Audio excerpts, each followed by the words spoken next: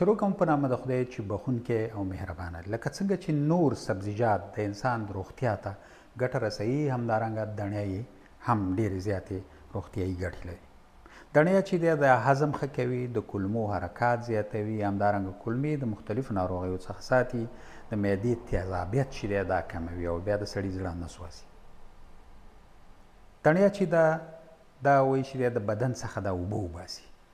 هغه ناروغان چې یعنې پخې پړسېږي، یعنې اوبه پکې راجمع کېږي، د هغې دپاره ډېره زیاته ښه ده، ځکه چې دا تشې میتیازې ډېروي او د بدن څخه چې دی اوبه ووځي. همدارنګه دڼیا چې ده په دې کې چې دی یعنې وسپنه موجوده ده، کومه چې د وینې په جوړښت کې ونډه لري. پوتاشیم پکې موجود دی، شتون لري، کوم چې د وینې فشار نورمال ساتي او د زړه د ناروغیو مخنیوی کوي. او همدارنګه مګنیزیم پکې دی، کوم چې د بدن د غوښو او د هډوکو په جوړښت کې چې دی ونډه لري.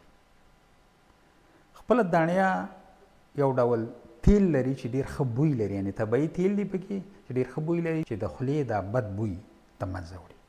همدارنګه د ویټامینونو په لرلو سره، لکه د ویټامین سی په لرلو سره د بدن دغه مقاومت د میکروبونو په وړاندې لوړوي او بالاخره بیا سړی زر زر نه ناروغه کېږي.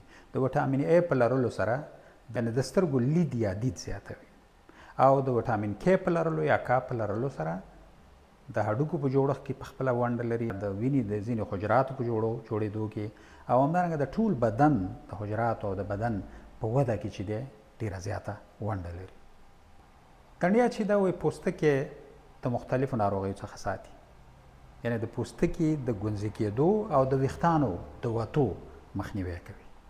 حامله خویندې باید د ډېرې دڼیا د خوړلو سره چې دی باید احتیاط وکړي، ځکه چې دا وایي ډېره دڼیا خوړل په حامله خویندو او میندو کې د رحم د حرکت سبب کېږي او په هغې باندې بیا دردونه راځي.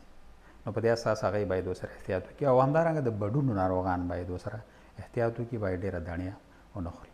د یوې بلې روغتیایي خپرونې پورې له تاسې اجازت اخلم، ستاسې د بشپړې روغتیا پیل.